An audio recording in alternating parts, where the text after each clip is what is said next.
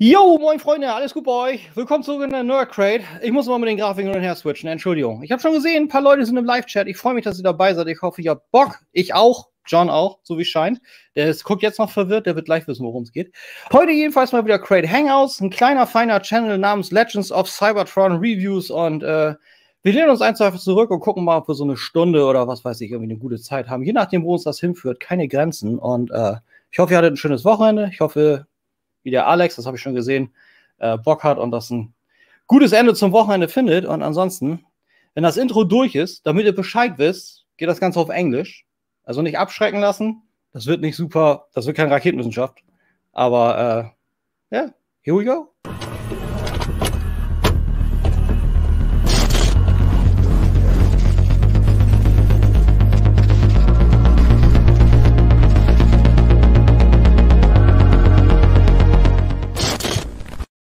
And here we go. John, good evening to you, mate. Good evening. How are you doing? I'm doing fine. I'm doing swell. First weekend in 2 weeks. That was needed. Well. Yeah, well, 1 weekend is just broken away. You know, you feel that. You need that, actually. Yeah, definitely. How are you, man? How was your weekend? I'm not too bad. I've just finished a 3-day stint at work, so I'm doing this at the moment. I feel you. I wanted to ask, but I thought that's something better for the show. What you are actually doing for a living? I actually work at a petrol station at Tesco in Wigan. So okay. Do a lot of serving and what pump you on, that type of thing. They come in and pay for the fuel and that sort of thing. That's gotcha. Pretty much what I do. Where are you located? Something bigger in the UK nearby? I never heard of Wigan. Wigan is actually classed as Greater Manchester. Okay. It's not Manchester. It's Greater. That explains your accent also. You're very classic English to call it like that. But that's super cool. I got a friend in Southampton and one in London. So awesome. The bloke in London, his name's Sam's Formers on Instagram. Maybe you want to check him out. Oh, Sam's Formers, I know about him. Yeah, I'm sure I'm following him on Instagram. Yeah. So that's a good friend of mine. We were hanging on at the TFCon in 2018, having great times. So I need to get my ass over to the UK. I wanted to check that out like forever. Yeah, everybody said, yeah, you do. Yeah, you do. yeah, you do. Let's just greet the chat real quick. We got the usual to my channel. We got Cantina of Transformers. We got Alexander Jesse. We got here Blackie, Happy Domi, Leo Wolf 1, Christopher Johnson, TF Third Party UK. You're not on Facebook, right? I am, but I'm one of the admins for TF Third Party UK with Chris. Oh, really? Yeah. I wanted to look you up and I didn't find you. See, there we go. So nice. So yeah, that's yay! All right, Chris. Perfect. And Michael Hagner and here Blackie. Mehr Legends braucht das Land. He translated it real quick to more legends needs the world. So also works. I mean, we got glorious news with New Age toys and Magic Express Devastator looking the part. These are so good. He just lent me one of his 2 Magic Square toys Overlord for a review, and that seems to be amazing. He is amazing. He is. I copped out when I did my review, and I was like, I'm not doing the trailer because by the time I'd done the trailer, I'd had like a little bit of a stress mark at the top, and I was like, I'm not transforming that back, and I'm not going to do it on camera because I know I'm going to break it because I am the world's best breaker on camera. You are. And I was like, I'm not breaking it. Yeah, seriously. I once filmed the Fallen, from Iron Factory. Is it Lord of Chaos or something like that? Can't remember the name now off the top of my head. And I'm literally filming it. It's one of my first reviews I was doing. And the plastic head, well, the joint got stuck. And I went, came off. I was just like, well, that's just. So he's sitting on my shelf in the one with a very, very loose head. Now I know what you mean. You mean the Chaos Raven, right? That's it, Chaos Raven. Yeah, it had this slight little difference in engineering to the Tyrant, where you have to, I don't know, what was it? You had to get the head a little bit to the back or something like that. Otherwise, it would actually get stuck in the transformation. I read that. That's it. Yeah, I literally got that stuck. Reports. Yeah, that is bad. I heard multiple reports on that. That is sad. It is one beautiful figure. It's a great figure. It's a lovely figure, and I just went and ruined it. Yeah, but I don't also get why Iron Factory changed that up. That design works overall, and I mean the shape of the chest also isn't overly different. So yeah, it's not overly different, is it? I mean, technically, I've not got Tyrant. I will hold my hands up. I've not got him, but literally, the chest, as far as I know, still comes up the same as the Fallen. So it's like I don't get how it changed and gets stuck and whatnot. You know? Yeah, me neither. Weird, very, very, very weird. Cantina Transformers had the same problem. So and remember, I mean, you got full vision. Cantina right there has sight impairment. I believe 90 to 95% sight impairment. So he's doing this almost all out of feeling, out of haptics, to actually feel how things are going about. So that can be even harder, I guess. oh yeah. My heart goes out to him. Definitely. Yeah, but he's a good dude. He's a good dude. Like when we are having our show on Mondays, he's sometimes getting on back at us to a few days prior and saying, "Oh yeah, sorry guys, I can't join you because I got an accident." Dude, it's all good. It's your life. You don't need to excuse yourself. But he's super nice. I read one of my super faithful followers. Love him to death, man. Super cool. Christopher Johnson just shared a tier 30k. Thank you very much, dude. Much Thanks, mate. Thank you very much. So bekommt man die beiden ans Reden. Huh? I don't know what that's supposed to mean. We talk. We are people who talk. We communicate. So, dude, let's get a little bit into the program. Did you get anything nice and new? Oh well, I did actually have a nice haul from China about a week ago, 2 weeks ago. I have literally reviewed the majority. Nice. Beachcomber and Sea Spray pack. I got now. I did order Udeman. I think is that how you say it?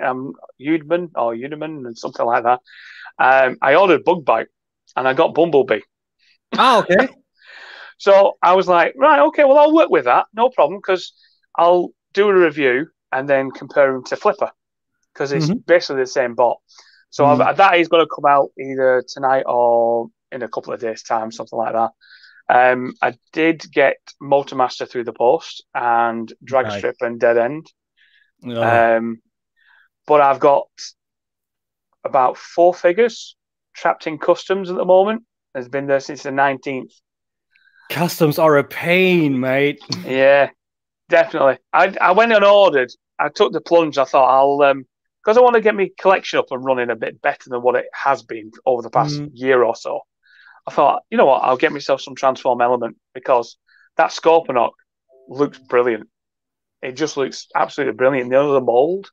It looks good. Beast Wars fans are all over it. Like I watched the first season back on a regular station over here back in the 90s, but it didn't captivate me as much as G1 did. So yeah. I feel for people when they are saying, hey, we want something different, and we finally got something different. We got a little bit of a Beast Wars renaissance, and I'm super happy for these people.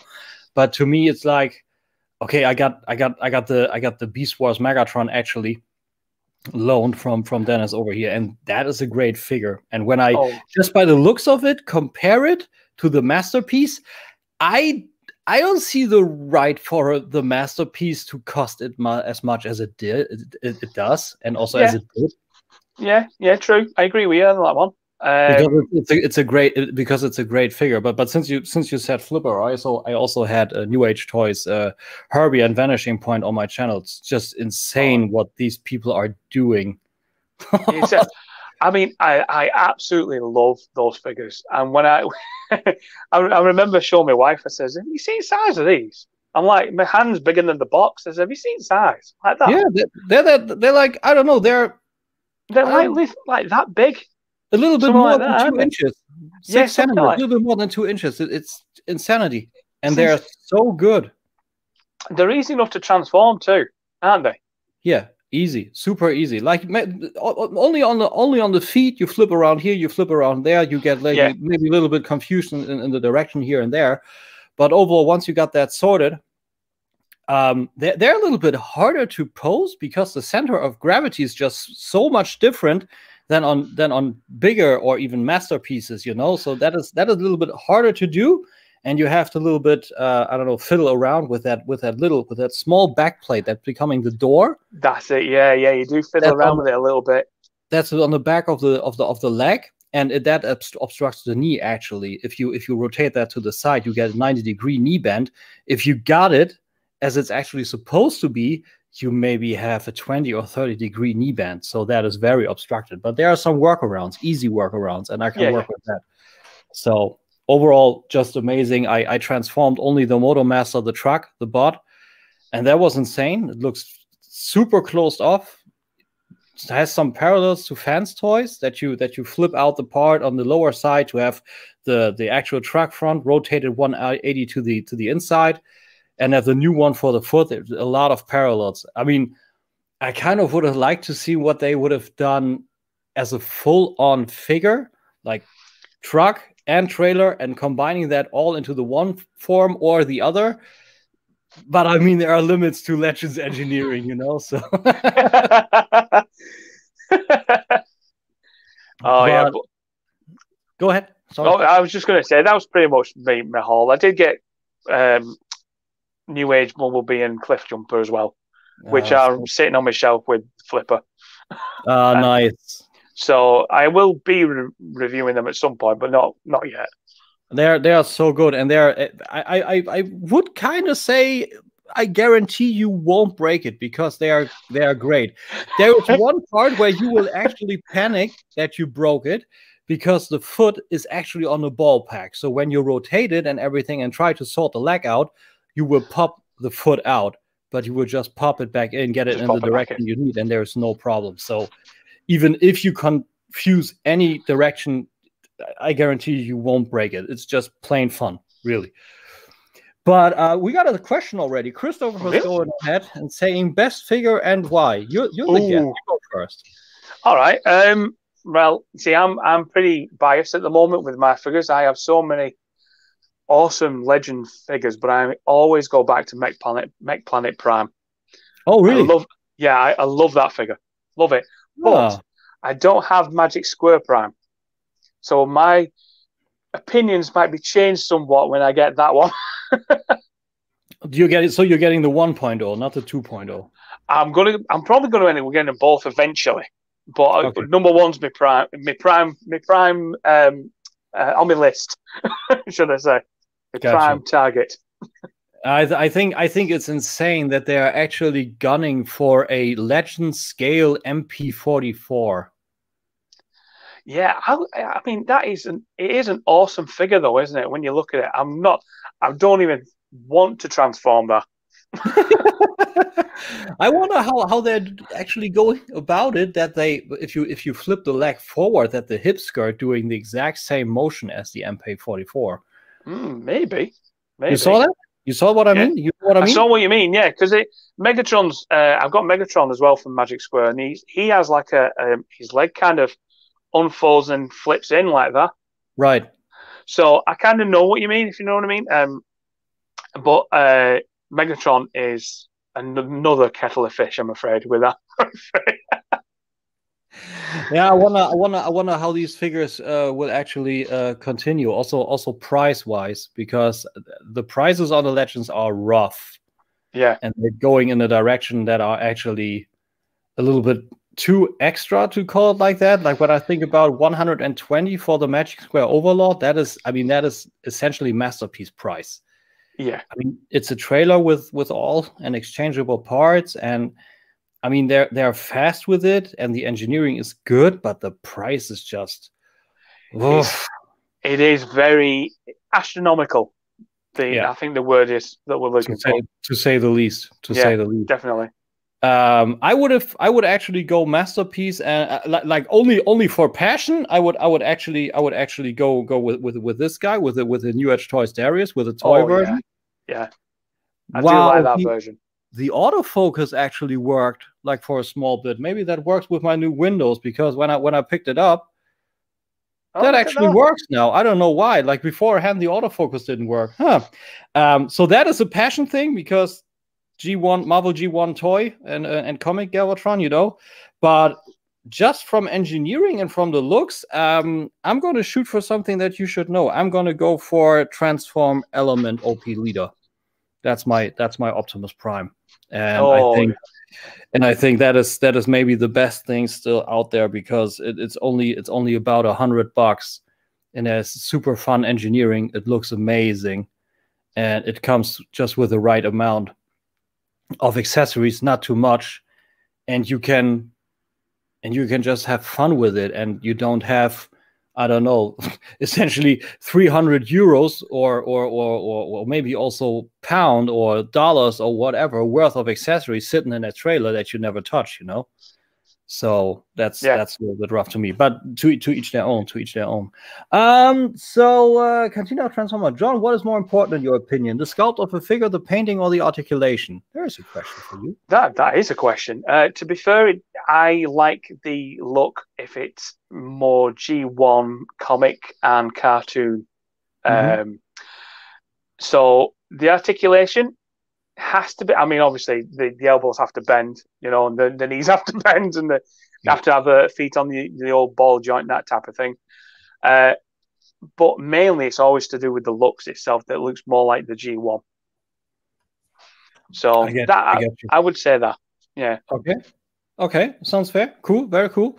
Christopher Johnson says Unicron and Legend Scale would be interesting. We got that. It's called HasLab Unicron. It's Legend Scale. Let's be fair. There's an actual in scale Unicron is nothing that would ever happen. But I think the closest, most fitting thing to that is actually the HasLab, because the 01 Studio cell is already too small.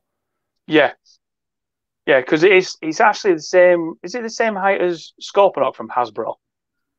The Titan class? No, bigger.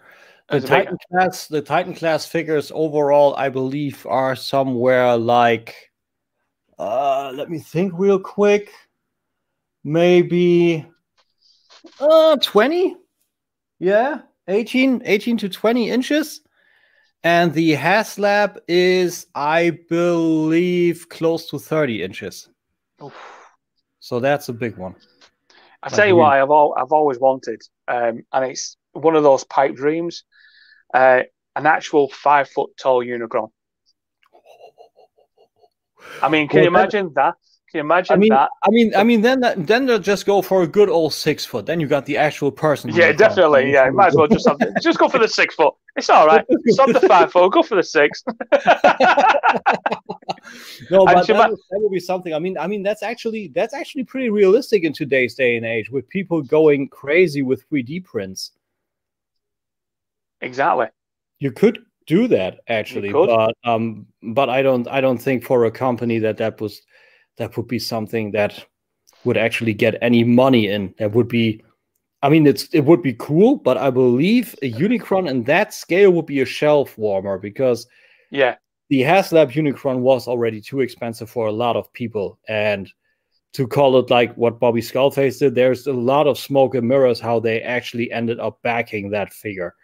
There are weird happenings behind it, I believe, but a figure of that magnitude, like 5 or 6 foot, I believe that would be rough.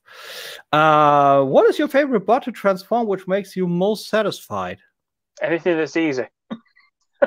What do you think? Because anything that's hard, I normally break. Okay. Anything that doesn't break is automatically in the top 10. Yeah, it's top 10.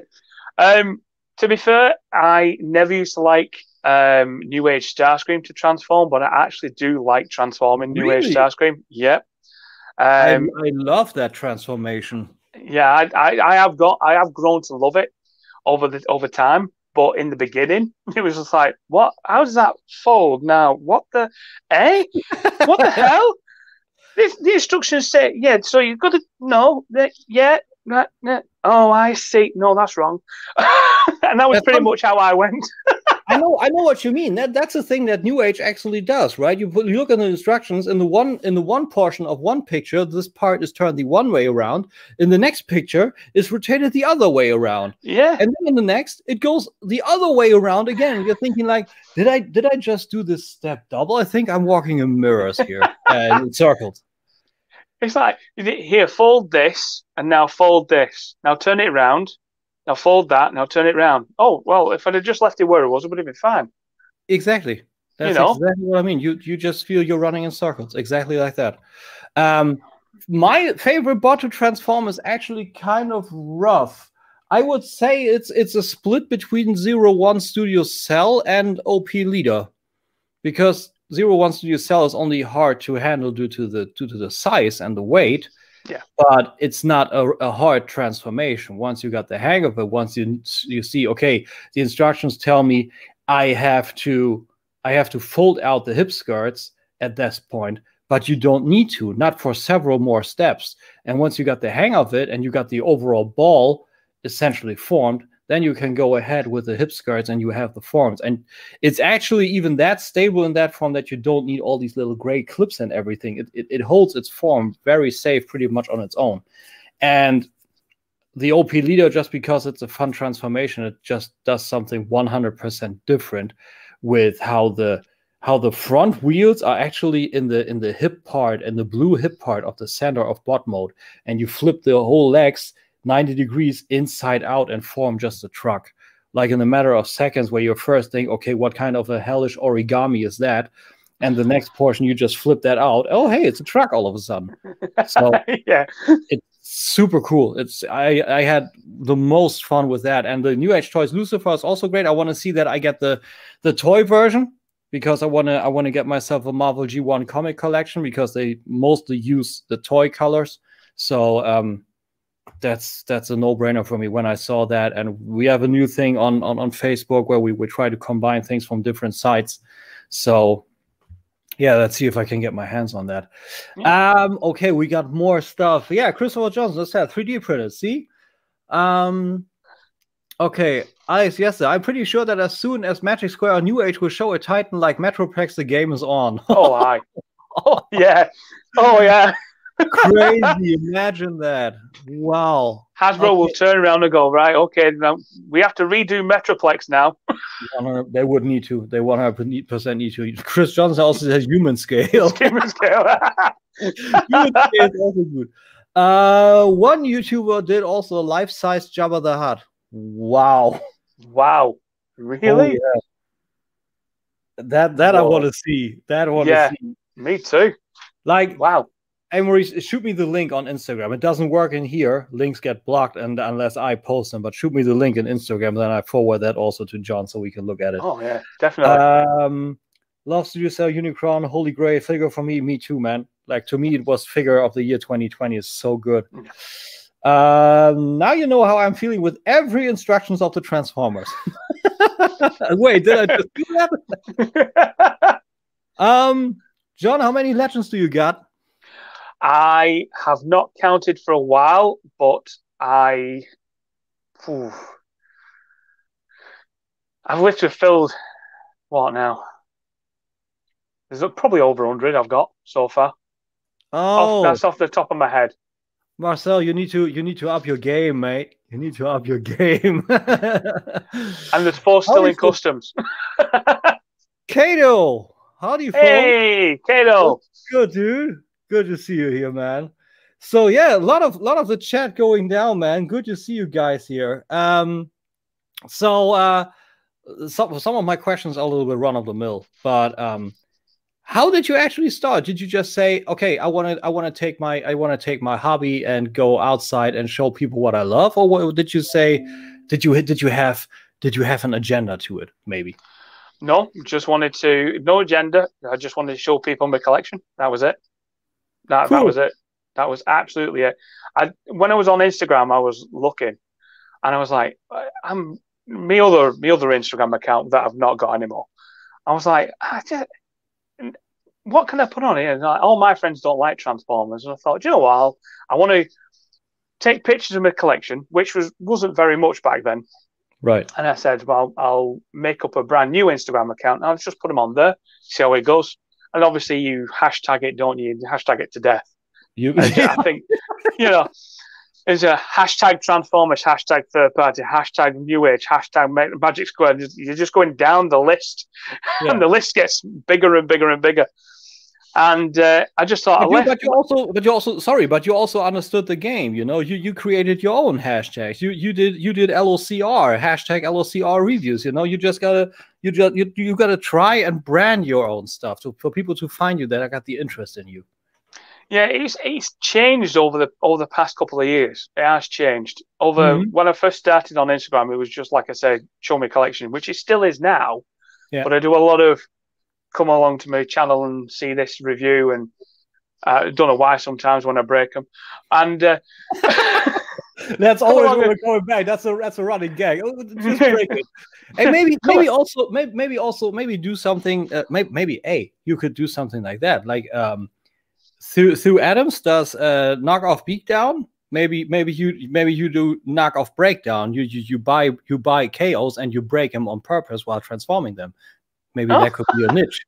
That's not bad. I'd be a bit worried though if I started getting the real taste for it and going, oh, Magic Square snap. Oh well, never mind. Well, it could be expensive, maybe. Yeah, it could be. I'll go for the KOs.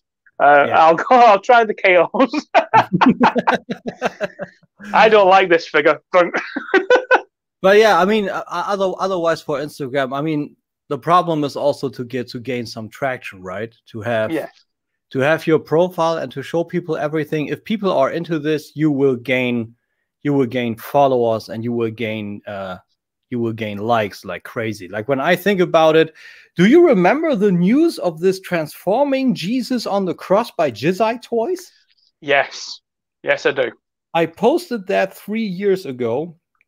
And this post went crazy just because of one hashtag. Hashtag Jesus. It's my most liked. I believe it sometimes it's maybe in the 5 digits now. Wow, really? Just because of that. It's not even Transformers fans, it's just Jesus. That's all it does. It's just getting traction due to that. It's crazy. Yeah, it's also crazy. It's also with Unicron. Like one of my most successful review on YouTube is probably the 01 Studio Cell. This is the one thing that had traction from the very start. No video anywhere remotely comes close in terms of clicks and watch time in the matter of the time it's actually up. Because I have different tinkering videos where I did my light up stuff to my details, or also the Flame Toys Tarn review. They all got several thousand. But it's all over the matter of these 3.5 years where I'm active. 01 Studio Cell went active last year, and it just gained and overtook a lot of them. So sometimes with the algorithm of YouTube and Instagram, you can just, okay, yeah, I'm just happy. It goes, it runs by itself. Let's just be happy and just nod and smile and be happy, you know? Yeah. So, Chris Johnson here. What do you think of 52 Toys Beast boxes? Love them, and I haven't got any. Yeah, same for me. Like I like what I see, but yeah, that's about it. Like I would love to check them out, but they're a rare commodity over here. Not many people have them. I believe Alex Yessa here in the live chat has them. There would be plenty of junkers. Yeah. Oh yeah. Broke those. Solid crazy figure. Which one do you mean? Do you mean the Unicron?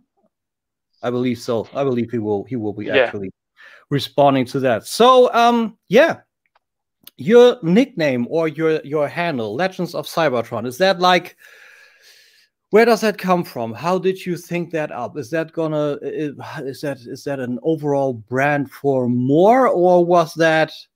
Did you maybe take inspiration from the old stories of our youth of Transformers and say those are kind of the legends to us now, the Legends of Cybertron?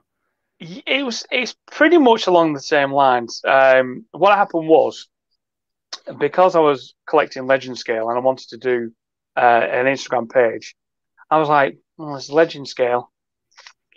Legends of Transformers? No, it doesn't sound right. That Legends of Prime? No, it doesn't sound right. Hmm. And then I thought to myself, Legends of Cybertron.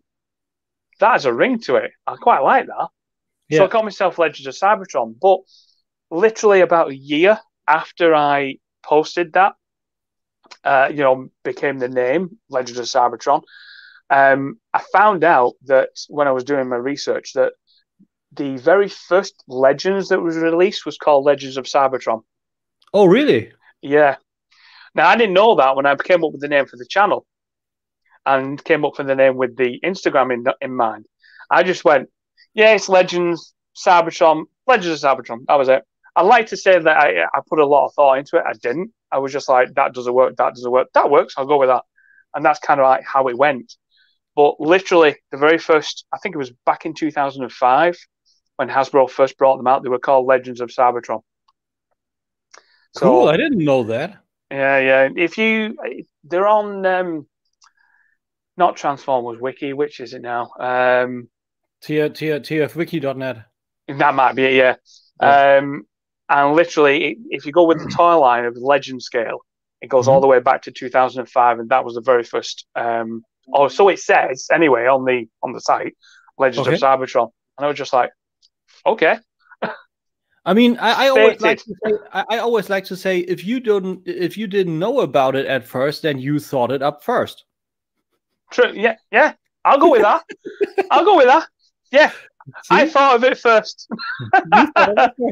Okay, the Jesus figure. Yeah, actually, people are out there now that are printing them by themselves. Jedi Toys has the 3D files of those out for free. And if you got the guts, so to say, and also if you got the tech and everything, you can print it out yourself. And I actually saw that. It looks cool. I mean, it's unbelievably weird, but it works. So I mean, what works. Alex, yes, like I said, I love 52 toys. They are perfect to get your focus away from work on a relaxed little bit during transformation. Yeah, just fiddling, that's also what the New Age Toys Bumblebee and Vanishing Point is. You just go about, like, first time you transformed it, you're golden. You just oh, there's a penny racer. Here's a robot. That's super fun. That's how it's supposed to be. That's how it's supposed to be. Christopher Johnson, 52 toys are addictive. Got about 10 and rising. Yeah, yes. Do you actually hang out in person sometimes? Not in person. No, we had a blog, didn't we, Chris? A long time ago, a third-party blog that we started up. It didn't really gain much traction, but I was like reviewing as a blog rather than reviewing as a channel. Yeah, long time ago. Back then. Yeah. Okay. And that's how we ended up getting taught. It was the same as what we were talking about before. We were basically Transformers fans. We started talking. We got to know each other, and then that was kind of like how that was born. Essentially, like I did it too. I also started the same way with my Instagram. At first, I did it with photo lines, and then I said, okay, yeah, photos is one thing, but I want to really talk about it. Like writing for myself, all in silent on the smartphone is one thing, but actually being live, like here, or on a video and having comments and actually being able to answer to people, because most people on Instagram, let's be fair, they just scroll over pictures. Oh, nice picture, and keep scrolling, and it's just a super fast-paced time. But a video, people actually got to commit to that. So yeah, that's true. That's where I like that way more. What is your favorite story in IDW comics? There we're getting into the gist of things. Now I am not very big on IDW comics. Okay. Surprisingly enough, I'm more into the G1 comics from yesteryear. But I like the designs in IDW comics, because I actually go with IDW designs, don't they? Yeah, a lot of the time. I quite like those designs. So if I was, I keep saying I'm going to pick up the comics and start from the beginning, because you can get it's in like 3 or 4 comics in an annual type of book. Yeah, and you can read through it. Not 3 or 4 in one. Those are actually big hardcovers, and they have full stories in there. So full stories. So multiple dozens kind of comics in those. You have a lot. They are currently at phase 2, volume 12, and they want to start with phase 3. So there's a lot to, if you want to read up on it, you have a lot of stuff to read up on. Oh, I do actually want to read up on it. I do. Because I keep saying it's one of the continuities I've not actually looked at or read through properly. It's one of those where I've never really picked it up. So I do really want to pick them up and read up about them, if you know what I mean. Gives me a better idea. Everything you know, G1, you take that from your head and you throw it out. You have to start fresh with that. Oh, right. Well, that's fine. That's okay. I can do that. Super cool. Like this actually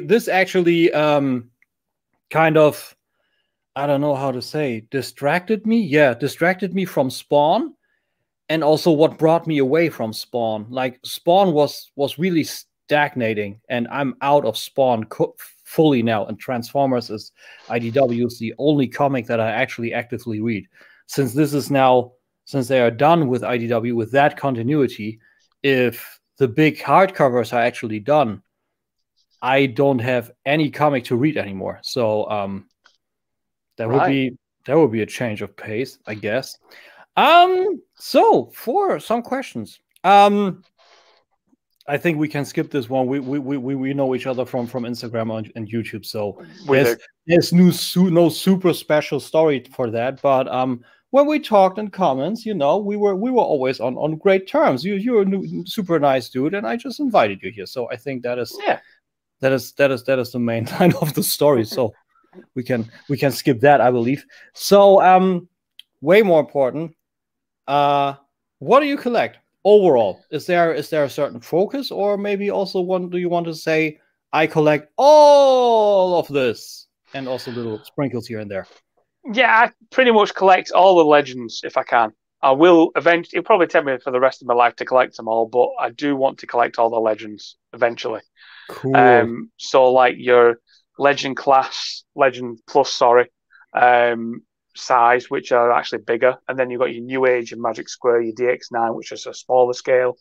Yeah. I want to collect all those too. I actually would love to have a large scale set and a small scale set, and have, like, say, Prime on one side and Prime on the other, that type of thing. So I can do a nice big collection and nice big showcase and show people my collection, which is something I've not done actually. I'm not showing people all my collection. When you take a video of it and you go around and you just video it. I've never done that yet.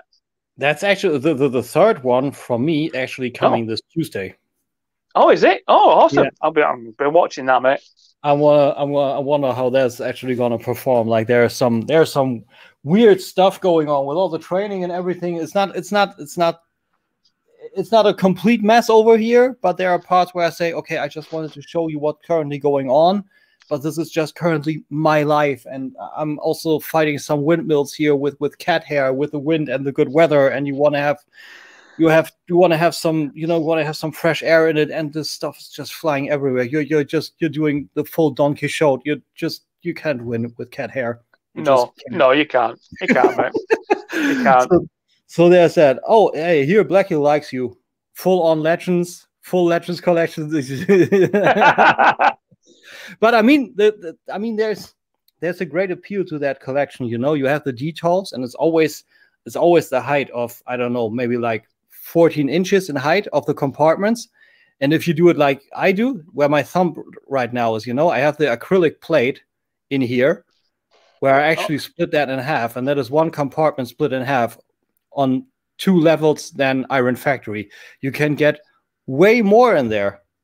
And it still looks good because they are just small, and you don't cram it in there, but it still looks good. You can still show them if you have good light and everything. It's just a lot of appeal to it to have those in nicely lit glass, shelves, compartments, call details, whatever you will. But I mean, I've seen people over and over again doing Legends collections in details only on the base level, and there's this much of free room to the next shelf. Acrylic pieces in there are just the way to go, or risers or whatever. You can do so much space wise, but nothing else. You essentially commit fully to Legends. I have pretty much, yeah. I do have two MP10s. I've got the Ghostbusters MP10 and Shatterglass MP10. Oh, nice. I love that deco. Yeah. Nice. I do have somewhere. I'm saying somewhere. I know exactly where it is. I don't know why I said that. Make Toys Devastator. Oh, which I did buy for my Legends, but it was too bulky. really? Yeah, I thought it was too bulky, too big. So I ended up getting one called Yujing, which is a KO of DX9's Hulky, and that is about 9 inches tall with the metal buckets and stuff. I ended up getting that one. That fits a treat. It does. But obviously, I haven't got Magic Square's Devastator yet. Zhu Zhang, are those the guys that also did the kind of oversized Combiner Wars Superior? I'm not sure. I think that, yeah, it might have been. Jet Commander, did they call it? They also put, they had this full set out there. It was oversized. It fit the Zeta scale. It had fully articulated fingers and everything. Wasn't that Zhu Zhang? Might have been, yeah. Actually, I'm sure I've seen something. I'm sure I've seen something about that. And I just can't buy it for love of the money. I just can't get it. Sure. Okay, different question right here. Christopher, what did I think of the Mortal Kombat movie? Oh! It's all right. Oh, all right. Fair enough. It's all right. Like, I'm a fan of the old one. Also, I mean, Annihilation is bad, but it's trashy fun, you know? Yeah. But the original is just really good. Like, I never missed blood in that because it worked with different things. The new one, I have some gripes with the new one. One is the CGI blood. I don't like that. You saw that. The saturation on that to the rest of the picture is just different. You see that it's CGI. The rest of the CGI, like Goro and also how Jax's arms come into play and everything, that is good. The story overall is also not too bad. The problem that I just have is you have over 30 years worth of characters and they need to make a new one. Yeah, see where you're coming from. I don't know. I mean, also, I mean, it's been out a while. Spoiler: the new guy kills Goro. No. No. Just no, really. Like, I mean, I get that he seemingly is super powerful and he found his arcana and he found his spirit or fire again or what ifs, but I mean, that is Goro. Yeah. End of discussion. Kind of. Yeah, pretty much. What did you think about it? I loved it, but I am how can I say that? There was certain bits in it. I mean, Kano, I love Kano. Yeah, in the he was a top class. Yeah. I mean, some of the scenes he came out with in the movie, I was in stitches laughing. Yeah, me too. You know, I was just like, what did he just say then? What did he just say? Oh my god! So, but it was really, there were certain bits I liked. Obviously, the ending. I love the ending. Yeah, I love the ending. The guy who plays Jax took me a couple of days to remember who he is. He's out of Supergirl. Yeah, I know. I have the hardest of times taking him seriously as Jax. Yeah, I must admit, I always thought Jax was more gritty. Yeah, gritty. Yeah, definitely. You know, like he actually had a little bit of double duty. Like, I didn't take him seriously in a smaller kind of way as Jimmy Olsen. Like, that was super miscast. I'm not saying that I'm against recasting from gender, not at all. Oh no. But that just didn't fit to me. It just didn't fit to me personally. And then this dude is cast as Jax. Yeah, I was wondering. I mean, when I realized who it was, I was like, I'm not really. I mean, I wasn't feeling the character anyway. I think pretty much Kano spoiled it for me, to be fair. Kano ruled the movie. Like, yeah. rest in power to Trevor Goddard in the original movie. That was Kano perfect. Yeah. But, sadly, he's gone. This dude in the new movie is the next best thing as Kano. Yeah, definitely. Just great. Yeah. I enjoyed the hell out of him. Like, everybody did a great job. I like the Liu Kang dude. I was sad that Kung Lao died. Yeah, I was very I was shocked, to be fair, when he died. I was like, what? He's just done a fatality straight off like that, instant death, and all of a sudden, boom, he's dead. Like, what? And the fun part is he did the same thing with Nitara. Nitara had no chance. He just fatality'd her, and then he, in turn, also just got fatality'd. Yeah, I agree with you. That's super, super weird. But friend of mine that I watched it with put it best. He said, okay, so we don't have Mortal Kombat in the first movie, but everybody dies ahead of the actual Mortal Kombat. How is that going to turn out? Yeah. So it doesn't really. Yeah, it's like, weird choice, but I like that they go the Scorpion and by Han kind of Sub-Zero to Noob Saibot story. So I'm looking forward to that. Like, overall, it was a good movie. It was a really good watch, but to me it didn't quite live up to the hype. Yeah, I see what you mean. Yeah. But it was good. It was good. It was good. If I can get the steelbook cases for the first and second for the originals, I'm going to get that, of course, too, because you just got to have the three. They fit very well together. So it's definitely one for the shelf. Definitely. Oh, definitely. But, dude, another question. Okay. Absolute Grail, if that figure exists or not, what is it? Like, if that doesn't exist, is that something in your head, man? If that would be going up for pre-order tomorrow, it would be a pre-order yesterday, like this fast, I would be all over it. Or is there something that you already have as a Grail? Well, I mean, most of my collection, I love most of my collection. I mean, who doesn't love the collection when they're collecting, right? Bits and bats. But I would say, as soon as I heard it was on pre-order from Shozi, I went straight to there and I pre-ordered it, and that was Kang Toy's Dive Bomb. Basically because we don't have a Predaking, and there is a minimal chance that we will get a Predaking in Legend scale. And I was just like, I'm having that. So you're getting the Legends Dive Bomb. The Legends Dive Bomb, yeah. Okay, gotcha. Yeah. Because I got in originally on the Masterpiece Kang toys. Oh yeah. But I think I'm gonna sell those because I liked Ferocious, but the engineering was just that was a shit fest. I didn't enjoy that. The Land Bull was great. The Firmament I got, and one of the wings just broke clean off.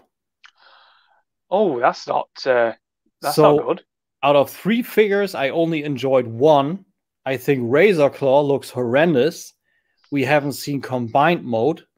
No. And Headstrong will probably be just a retool of Land Bull. And they just I don't know, they just go too far. They stray too far from the actual Predacon aesthetic for me, that I'm saying I can fully enjoy this. So I'm probably waiting until Zeta or maybe Toy World or whoever will actually go for a more G1 Predaking.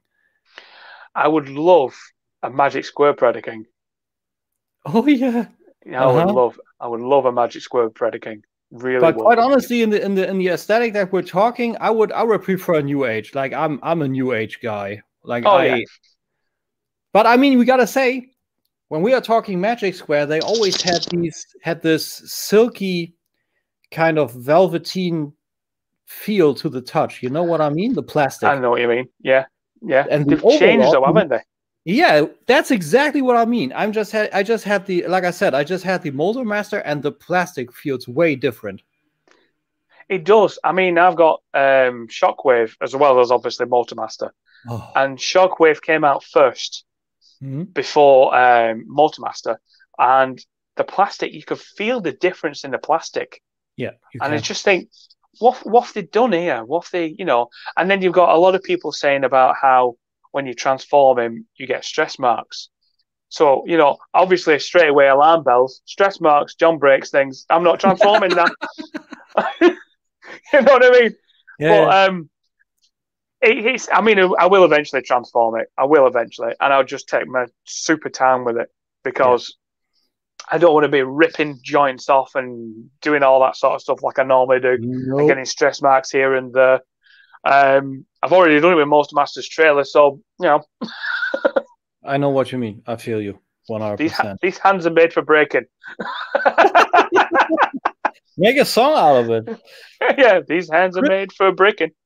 Chris just said we'll be getting the new Transformers movie. Do you mean the 4K steelbook, or what do you mean? Like, I will probably get that. Yeah, I might get that if they release it over here. Like at first, now it's on Shout Factory on the States, but I don't know if that's the general Blu-ray, the usual Blu-ray. Then that will be a different regional code, and I don't think we will be able to play that. I don't know on a 4K though. I don't bother with 4K. Everything from 4K upwards we can't see anyway, so we can actually make out the details way too much. I think the whole 4K, 8K, 10K craze is just way too much. Just save your disk space for the development of these things and go back into, I don't know, into space exploration or whatever. Full HD is way enough. We don't need 4K and the store's over. It's just way too hard. It's like overkill, isn't it? It's way too much overkill, dude. Like when I think about my brick and mortar hi-fi store over here, you will walk up on the first floor, and the first thing you will see are the most up-to-date current TVs. And you would walk up the stairs and you would just get, I mean, it's beautiful on the one side. It's a nature documentation you would actually see when you're walking up the stairs. But all these details, they just jump into your face, and it's just way too much. It sometimes also hurts the eye. I don't know how everybody else thinks about it. I just think it's way too hard. It's way too much in my book. No, I agree with you. I agree. I'd rather just say like HD. I mean, I think it's being old fashioned anyway. I think it's ultra HD is like really overkill any road, Anyway, but that's just the way I am. It's just me too. Oh yeah, 4K. I can enjoy that. Like sometimes I can enjoy 4K. Like I love to watch Sam the Cooking Guy on YouTube. Like he has superb recipes. I'm doing a lot of that currently, and for that 4K on YouTube is good. But for everything else, like sometimes super sharp CGI effects, it's just too much. It just is. And John, do you also have a figure that you don't have an attachment, but you think it's a good figure? Oh, now then. I'm just going through my collection in my head. Hang on. I don't necessarily have an attachment to Hoist. Oh, okay, see. But I do think it's a good figure. Okay, fair enough. I do think it's a good figure. I don't necessarily have an attachment. I was like, if I was going to, if you notice with my reviews, I have a set of figures that I normally go with. If I'm doing an Autobot, I always do Autobot scaling. This is the size to this. If it's Decepticons, I do the same.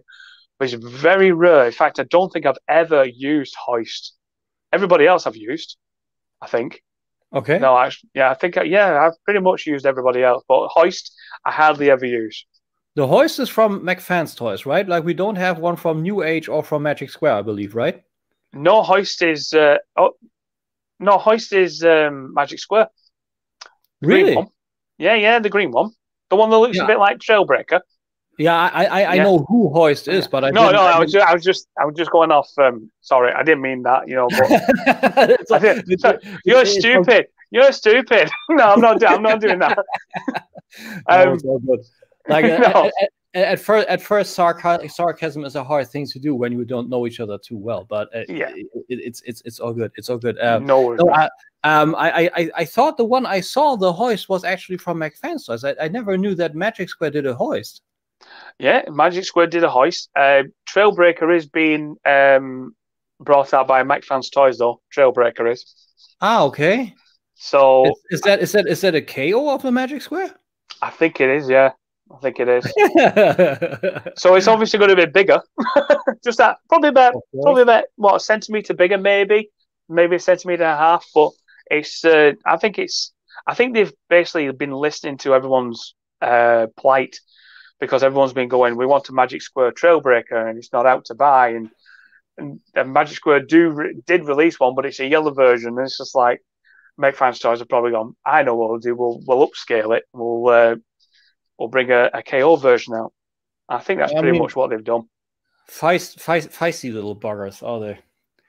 So to speak. Yeah. Okay, I need to translate something because here Blackie says, I should ask you how you find the development of the price on Legends. If you... Wait out real quick. Marcel, it's a super Frage. I just told him it's a great question, so go ahead. Yeah, pretty much Motormaster is was $120, was it? Something like that at TF Source, places like that. Right. I bought mine from TFS Express. It was £90. Great site. With £5 postage on top. So it came to just shy of £96. Mm-hmm. But I think with the price, you can I think Motormaster was overpriced, if I'm being honest, Overlord. Yeah. I think it was overpriced for what it was, for the size of it. Because basically, it's just a square box where you could have had a rectangle box like Optimus Prime, maybe. Yeah. But I think also, if you look at the prices for, say, Shockwave and Perceptor, you notice the different price because they're using different plastic. Now, Perceptor was $29.99 at TFS Express. That's a good price. Which is a great price. Sold out. Although we're talking British pounds, meaning it's probably more like 50 to us. Yeah. Which will be, what, €50, something like that? Something like that, in that ballpark. So, but then you have to ask the actual question. It's obviously not made. Is it made by the same plastic or not? Because it's such a low price for something, say, like the same size as Motormaster. Now, with Motormaster, you get your two swords, your two guns, you get the trailer, you get a massive booklet. Yeah. But can you justify $120 for all that? Yeah, I think with the engineering overall and what they did, that they also have essentially multiple versions of Manazor with that set. Yeah, and you can flip around, and also, I mean, pretty much they fast tracked that set. Yeah, I think they did too. You had what was it? What breakdown and dead end as the first? Yeah. No, it was Breakdown and Wild Rider first. Right. And I always confuse Dead End and Wild Rider. So do I. Did you not see me then? I was like, yeah. So they fast-tracked that. That's a great set. Then they have now Motormaster. And then also the last two, they are also coming out soon. So maybe the price is that high because they fast-tracked it to have pretty much, That's a good shout. That maybe actually have engineering without any fatal mistakes in there, like to take video game terms, gold status, because if a video game is out and it doesn't have any fatal mistakes to the code and it won't crash on the usual market and everything, this is gold. So let's say final status for a figure for a Transformer 2 is gold. So I believe they actually also paid a price to be able to fast track it to have this gold status without any fatal mistakes, and that also went into the price. Maybe. It is possible. If they have done that, then they'll adjust the price to show accordingly, won't they? Really? Yeah. I think so. So I think also that's also why the new age toys will probably cost less. But anyway, I think the development of the price on the Legends is really rough. Like they need to step up overall and keep the quality, not have any missteps in there to really justify the price also in long term, also for the Constructicons and everything, because otherwise it's not many people will buy those for these prices. I don't think so. No, I mean there is a guy who does customs on Weibo. A17, have you ever heard of him? I saw that he did the Infinity Gauntlet for the Megatron, right? No, that was LTC. There's a guy on Weibo called A17, and he basically uses Iron Factory figures and he customizes them to bring out different characters. He's done a Bumblebee via the Cliff Jumper mold. I mean, that's a no-brainer. Well, yeah, exactly. Yeah, you know, but there are certain customized figures out there that you'd like to see, wouldn't you? You know what I mean? Yeah. Like, so I don't even know why I got onto that one now. Can't remember. Maybe due to the fact that the people are actually now already fleshing out different casts from existing figures, and there's no need to dive into a more expensive Legend games if less expensive customs already exist. That's it. Yeah, that's it. See, on the one side, I don't understand your sarcasm, but on the other side, I know how you tick. So see, I need you to understand me. Chris asked, where do you get your intro for your YouTube videos? Right. Well, the intro, I got the tunnel effect off Pixabay, which is for it has like free videos, free pictures, so on and so forth. Yeah. I used four small clips from previous videos of what I'd done to use as with transitions on the actual intro bit. And then the guys at OnLap who do copyright-free music, I emailed them and said, like, could I use your song? Bye, Maurice. See ya. And I emailed them, said, could I use your song? You know, and said it would be for an intro. And they were like, yeah, of course you can, no problem. We'll even we'll announce it when you're ready. I was like, oh, that's brilliant. So that's kind of how I went along with the intro. Nice. But I kind of picked the bit of the chorus that really was good, if you know what I mean. It kind of matched what I wanted to do with the intro itself. I know it's a bit long, and if you watch my videos all the time, you'll be like, oh, this song again. You know, because I know I was when I was doing it.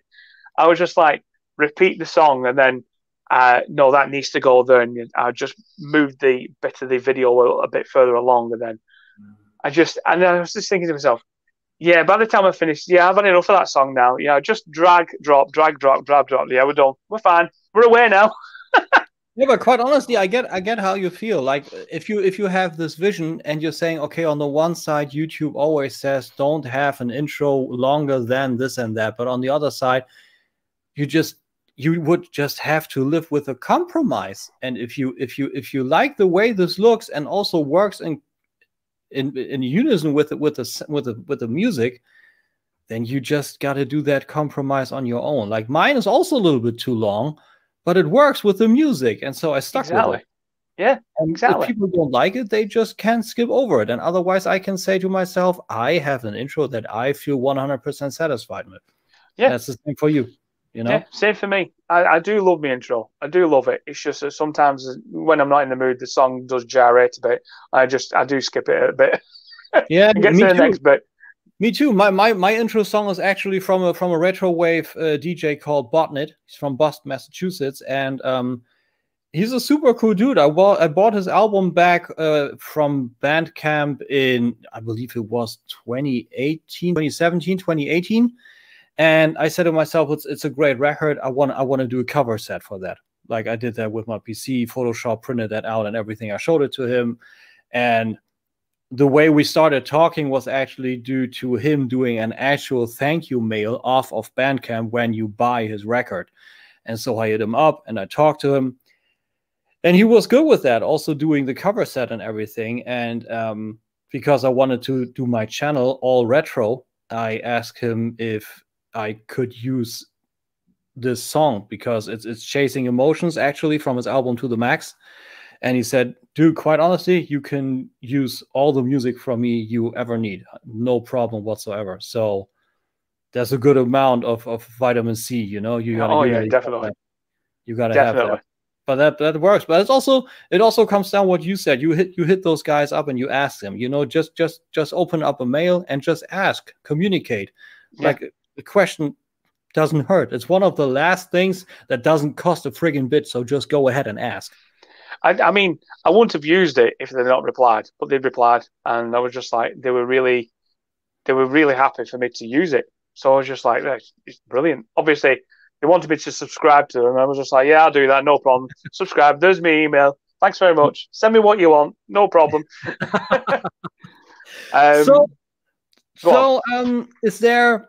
Is there a weird talent that you have, something that only you know you can do, and maybe I don't know, it doesn't give you any monetary benefit whatsoever, but I don't know, when you're walking and listening to music, you're doing that automatically, and you know you can do that, and nobody else can. I don't know, any kind of talent, anything. I do voiceovers. I do voiceovers. I was afraid you were going to ask me that. Yeah, I do voiceovers. I've done a few things in the past. One of my claim to fame, if you will, is doing the Joker voice for PCSM Productions, and it was basically an outro. I can't remember the outro exactly, per se, but they wanted me to do the Joker, and I was like, well, I can't do Mark Hamill, and they were like, oh, okay, well, just try your best. So I was just you can do Mark Hamill. No, I can't do Mark Hamill. No. Okay. No, I was saying I can't do Mark Hamill, and they said, well, it's okay. Try your best and do your own version. So I did, and they used me for an outro. So I was quite happy about that. Can you not speak the outro, but can you do the Joker that you did, maybe in your own? Oh, okay. All right. Here we go. Just give me a minute. I have get myself ready. No problemo. Take your time. Take your time. Get into the space or something. Oh, Batsy, have you ever danced with the devil in the pale moonlight? Your parents did. Nice.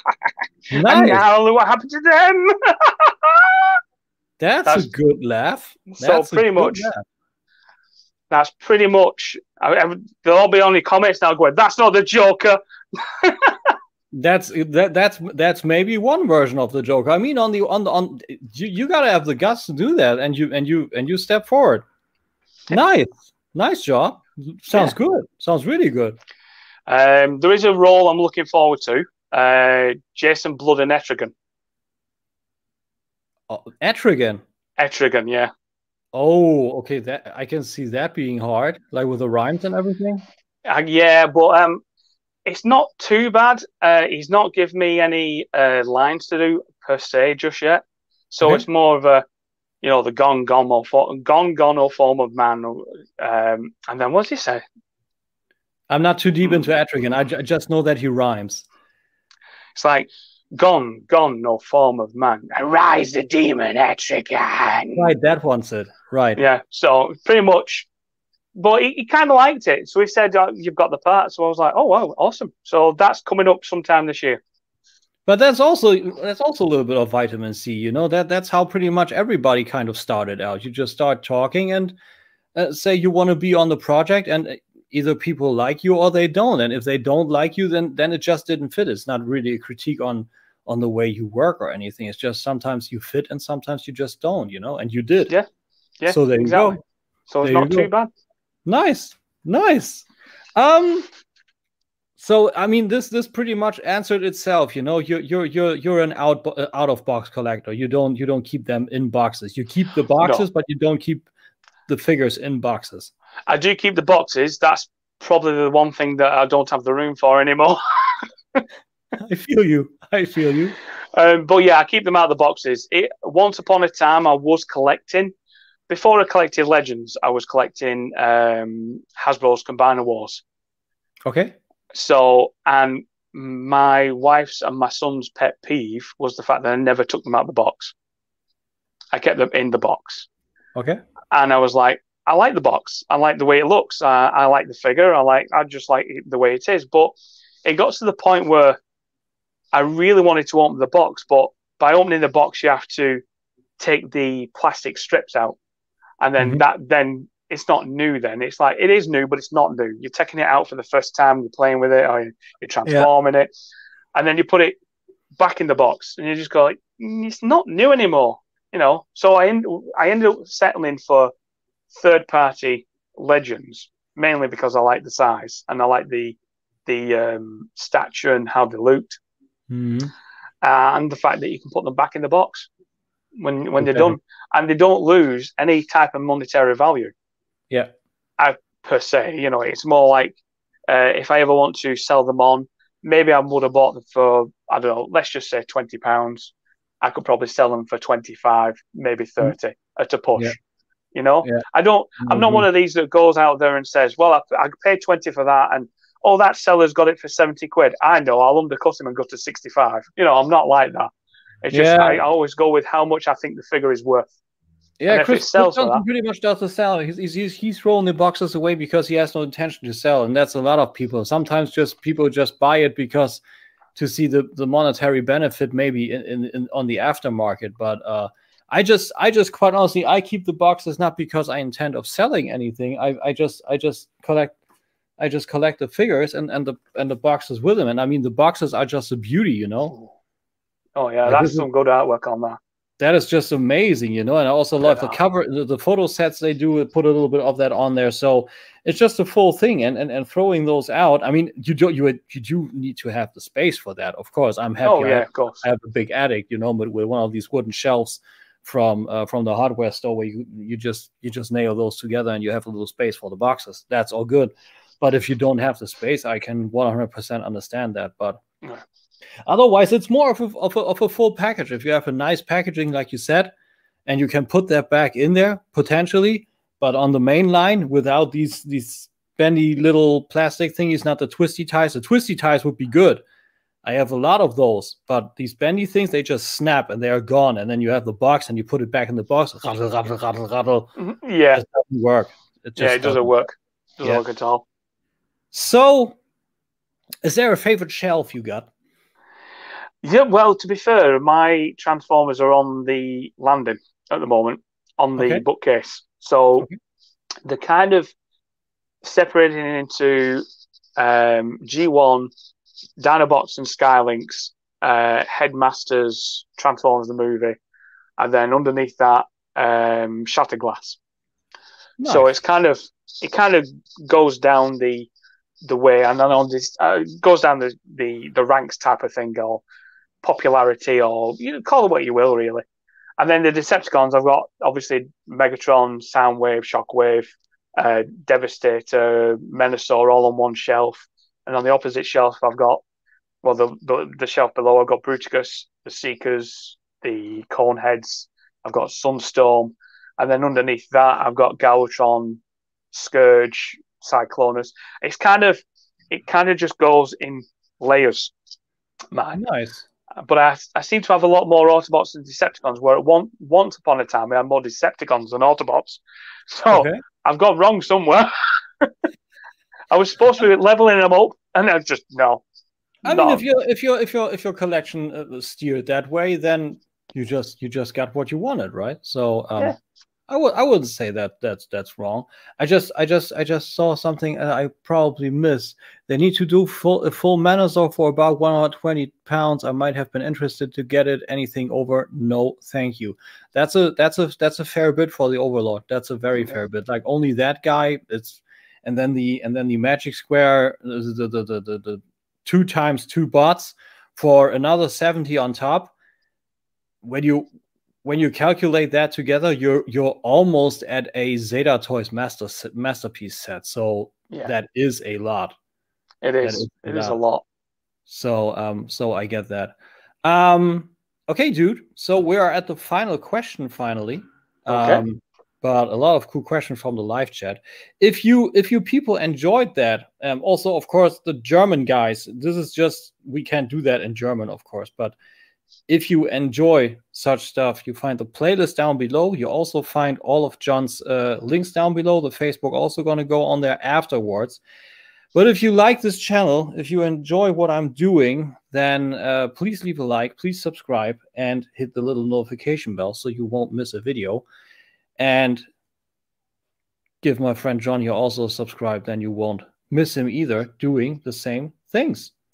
So with that, final question. You know, we said that in the pre-hangout that the internet can be a toxic place, but it also can be a beautiful place. You know, we knew each other from that. We would have never known each other from anywhere else, probably. Of course, yeah.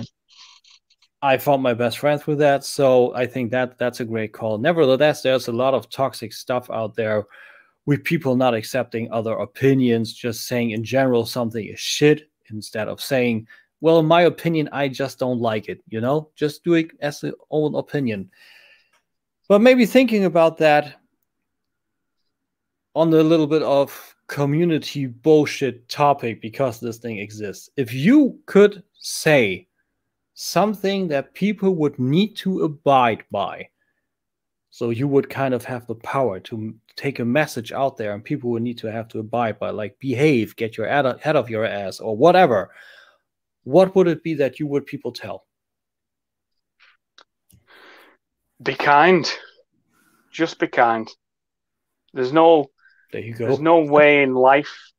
It takes, what was it now? It takes a lifetime.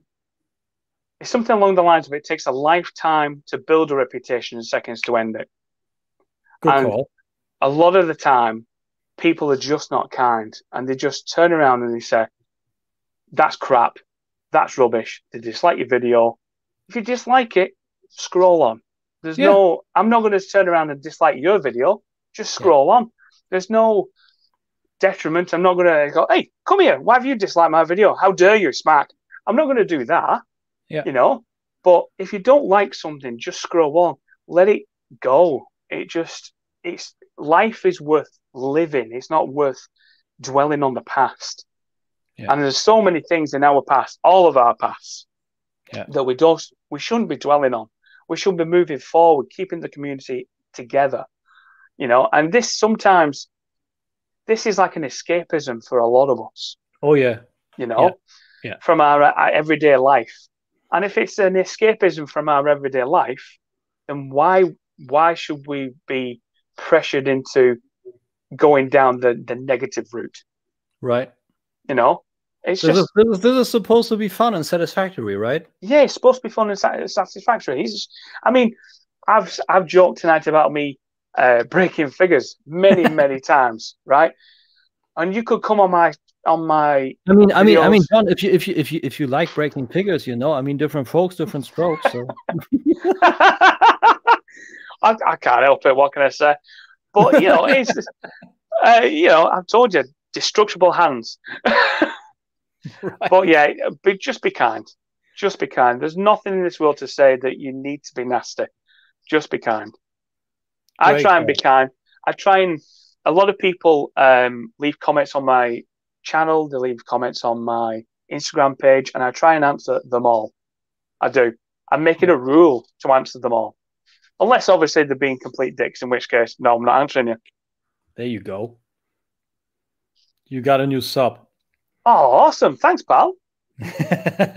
But that's a great message. Quite honestly, I bought that the time you said, be kind, you know?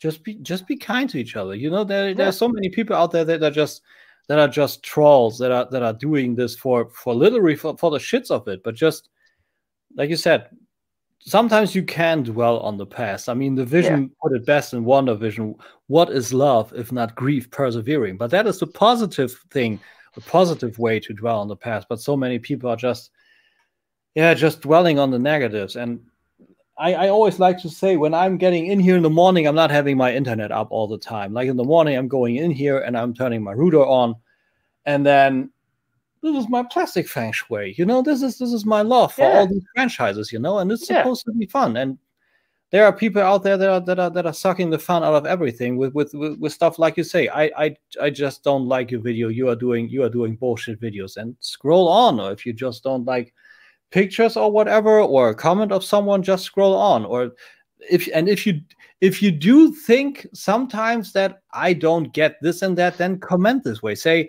okay, you know, whatever, you like it, you win, but just for the sake of a discussion, why do you enjoy that? Just make a healthy discussion out of it. Yeah, healthy discussion. There's no point in saying, like for instance, sometimes someone will comment to go, what figure is that?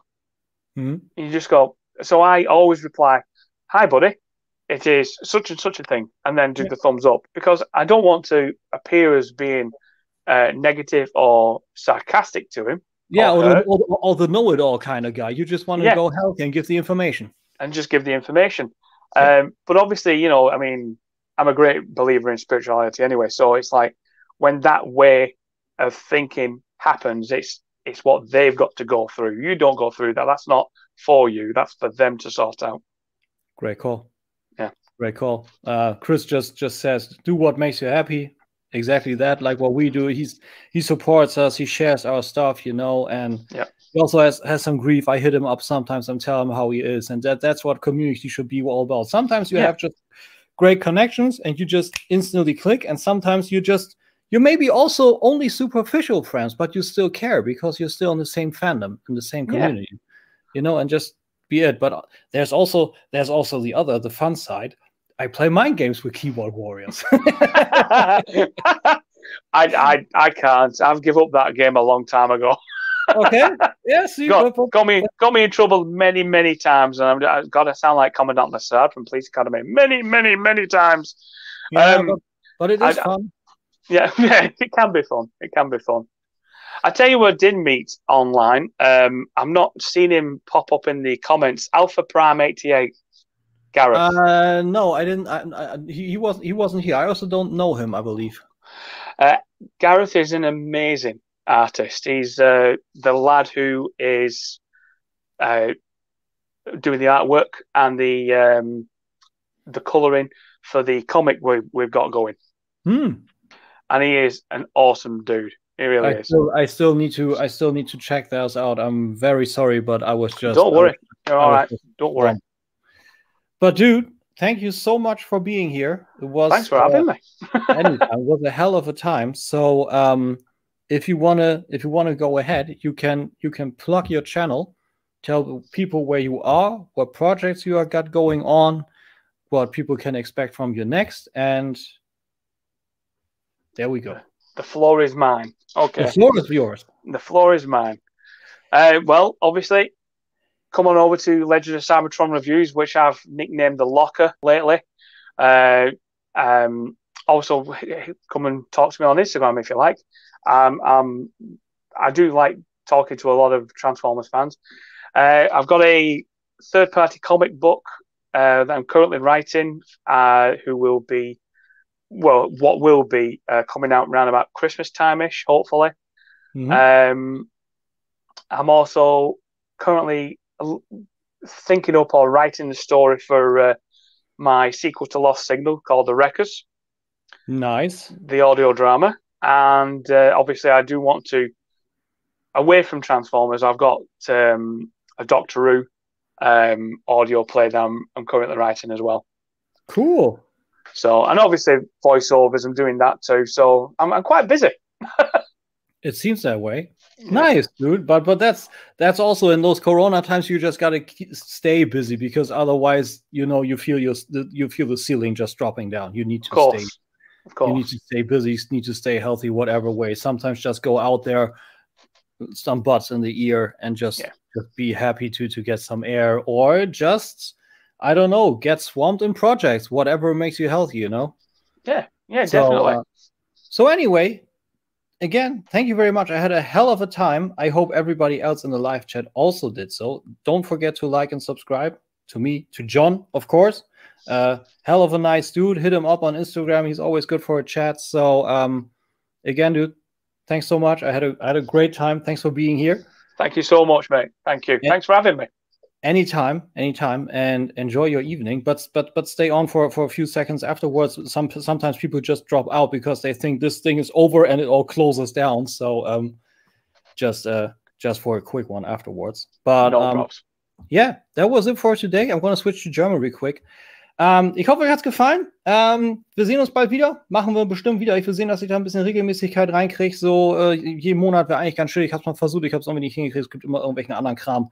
Das war jetzt schnell. Entschuldigung. Nichtsdestotrotz, schönen Restabend. Nicht mehr viel von über. Kommt gut in die Woche und ich sehe euch beim nächsten Review. Nicht vergessen, Dienstag ist große Roomtour. Ich habe schon, I just said to the guys, Tuesday is Roomtour. So, make sure you guys tune in. It's not live, but it's a long one. So yeah, of course. So ja, Leute, schönen Abend, bis bald, bleibt brav, bleibt gesund. Bye bye. See ya.